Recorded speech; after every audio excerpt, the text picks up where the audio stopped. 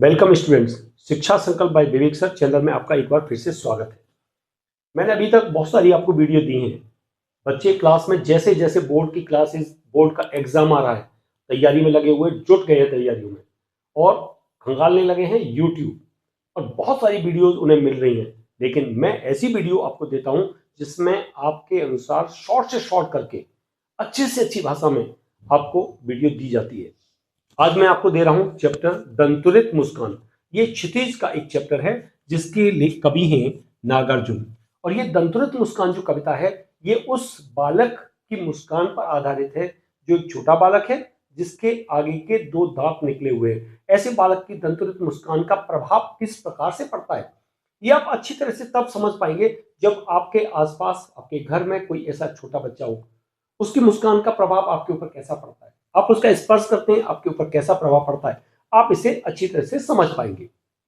कविता को हम स्टार्ट करते हैं और इस भाव को मन में रखिएगा कि आप एक ऐसे छोटे बच्चे को देख रहे हैं जिसकी दंतुरित मुस्कान है, जिसके आगे के दो दांत निकले हुए हैं और वो मुस्कुरा रहा है। उसका प्रभाव कवि के मन पर किस प्रकार पड़ता है, हम वहां से इसे प्रारंभ करते हैं। तुम्हारी यह दंतुरित मुस्कान मृतक में भी डाल देगी जान।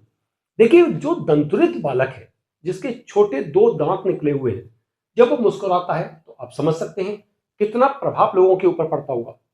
कवि कहता है वो मुस्कान कैसी है, मृतक में भी डाल देगी जान। मृतक का मतलब मृतक समान व्यक्ति में भी वो जान डाल सकती है। मृतक समान व्यक्ति का मतलब आप समझ सकते हैं जो भाव शून्य है, ऐसा व्यक्ति भी अगर दंतुरित मुस्कान को देख लेगा तो मृतक समान व्यक्ति के अंदर भी जान पड़ जाएगी। धूल धूसर तुम्हारे गात। गात का मतलब होता है बेटा शरीर। जब बच्चा छोटा होता है और घुटनों के बल चलता है और पैरों हाथों को जमीन पर रगड़ता है तो उसके पैर गंदे हो जाते हैं, हाथ गंदे हो जाते हैं। उसे देखकर कवि को कैसा लगता है, धूल धूसर, धूल से सने हुए तुम्हारे ये गात, तुम्हारा जो शरीर है, छोड़कर तालाब मेरी झोपड़ी में खिल रहे जलजात। ऐसा लगता है कि तालाब को छोड़कर मेरी झोपड़ी में यानी मेरे घर में यह कमल का फूल खिल गया है। कमल का फूल कीचड़ में खिलता है, पानी में खिलता है। ऐसा ही लग रहा है जैसे उस कीचड़ से सने हुए, धूल से सने हुए उस बच्चे को देखकर कवि को क्या लगता है, मानो तालाब को छोड़कर मेरी झोपड़ी में कमल खिल गए हैं। जलजात का मतलब होता है कमल। परस पाकर तुम्हारा ही प्राण। परस का मतलब होता है बेटा स्पर्श। परस मीन्स स्पर्श। परस पाकर तुम्हारा ही प्राण। देखिए यहां तुम्हारा ही प्राण क्यों कहा, क्योंकि पिता के अंदर उस बालक के प्राण बसे होते हैं।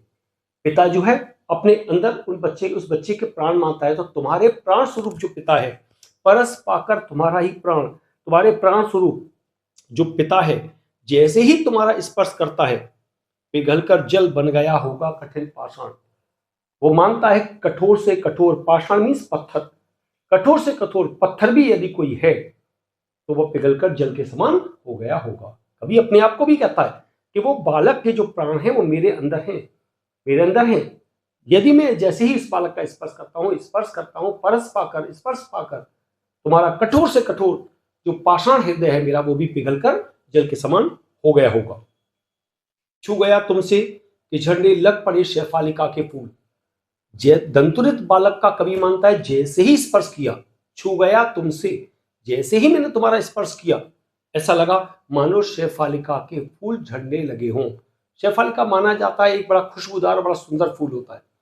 कवि मानता है कि जैसे ही उस बालक का स्पर्श किया, शेफालिका के फूल मानो झड़ने लगे हों। बांस था के बबूल, यह ध्यान रखिएगा, ये एक इंपॉर्टेंट लाइन है इसलिए मैंने यहां पर इसे लिखा भी है। बांस था या बबूल, इसका मतलब क्या है, कभी पूछा जाता है कई बार क्वेश्चन में, कवि ने अपने आप को बांस या बबूल क्यों कहा।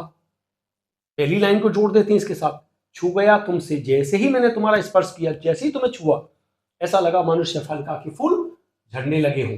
चाहे मैं बांस था या बबूल था। ये मतलब क्या है इसका, देखिए एक बात ध्यान रखिएगा, बांस जो होता है वो अपनी कठोरता के लिए जाना जाता है।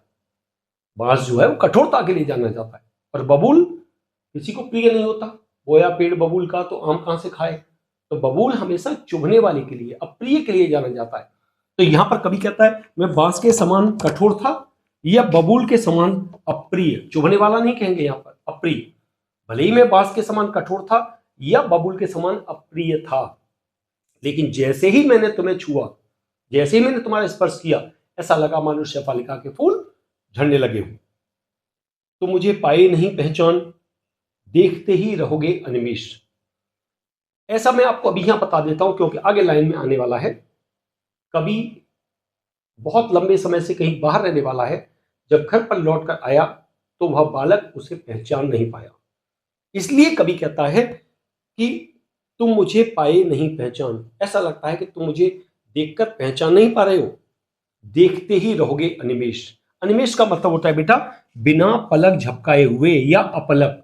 बालक पिता को लगातार देख रहा है, कभी को देख रहा है अपलक, बिना पलक झपकाए हुए उन्हें देख रहा है।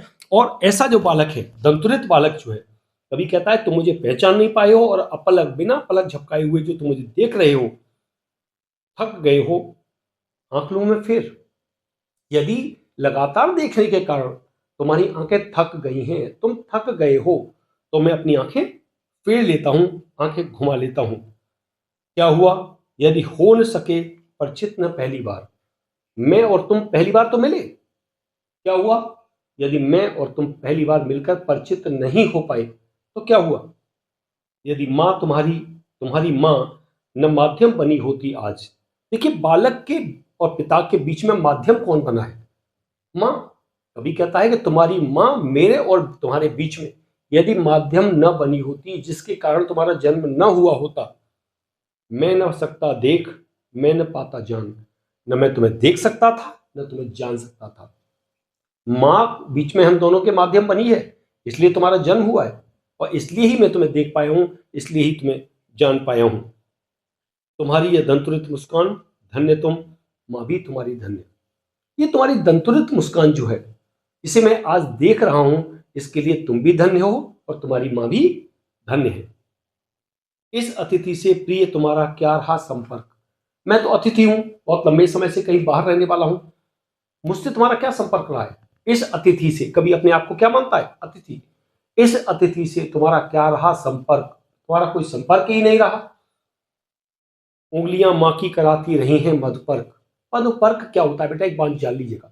देखिए, जब छोटा बच्चा बाहर की चीजें खाना प्रारंभ करता है, तो अभी तो बहुत सारी चीजें होती हैं, सेरेलेक खिलाया या कुछ खिला दिया। पहले छोटे बच्चे को हमेशा मां की उंगलियों से शहद चटाया जाता था, उसे कहते थे मधुपर्क। तो मां की उंगलियां कराती रही हैं मधुपर्क। मां की उंगलियों ने तुम्हें मधुपर्क कराया है, वो शहद चटाया है। मैं तो अतिथि हूं, इसलिए मेरा तुमसे कोई संपर्क नहीं रहा। देखते तुम इधर कनखी मार। कनखी का मतलब क्या होता है बेटा? कनखी मीन्स होता है तिरछी निगाहों से देखना। वो पिता को लगातार देख रहा है बच्चा, तो पिता कहता है इधर तुम मुझे देखते, तुम इधर कनखी मार, तुम मुझे कनखियों से देख रहे हो, तिरछी निगाहों से देख रहे हो। और होती जबकि आंखें चार। आंखें चार होने का मतलब क्या है? आमने सामने एक दूसरे को निगाहों से मिलना, एक दूसरे को देखना। तो कभी कहता है एक दूसरे को लगातार मिलने के कारण, लगातार आंखें एक दूसरे से मिलाने के कारण क्या हो गई? आंखें चार। जैसे ही आंखें चार हुई, तब तुम्हारी ये दंतुरित मुस्कान, उस समय तुम्हारी ये जो दंतुरित मुस्कान है, ये कैसी है? मुझे लगती बड़ी ही छबिमान। छबिमान का मतलब बहुत प्रिय, बहुत आकर्षक। ये जो दंतुरित मुस्कान है, जैसे ही मैंने तुम्हारी ओर देखा, मेरी और तुम्हारी निगाहें चार हुई। तुम्हारी जो मुस्कान थी, दंतुरित मुस्कान थी, वो कैसी थी? छविमान, बड़ी ही प्रिय लगने वाली थी। उसने मुझे अपनी ओर आकर्षित कर लिया। देखिए, ऐसे दंतुरित बालक की जो मुस्कान होती है, वो बड़ी आकर्षित करने वाली होती है, मनमोहक होती है, मन को प्रिय लगने वाली होती है। और कभी कहता है जैसे ही दंतुरित बालक की निगाहें चार हुई, मेरी निगाहों से तुम्हारी निगाहें मिली, उस समय की जो तुम्हारी मुस्कान है वो कैसी है? छविमान, बड़ी ही प्रिय लगने वाली है। बहुत जल्दी ही मैं आपको इसका दूसरा हिस्सा, जो फसल कविता है, वो भी मैं आपको दूंगा, उसको भी पढ़िएगा। और जल्दी से जल्दी इनके पॉइंट्स को नोट करते रहिए, तैयारी करते रहिए, परीक्षाओं के लिए जुटे रहिए। बेस्ट ऑफ लक, और जुड़े रहिए शिक्षा संकल्प बाय विवेक सर चैनल पर, और सब्सक्राइब इसे जरूर कीजिएगा।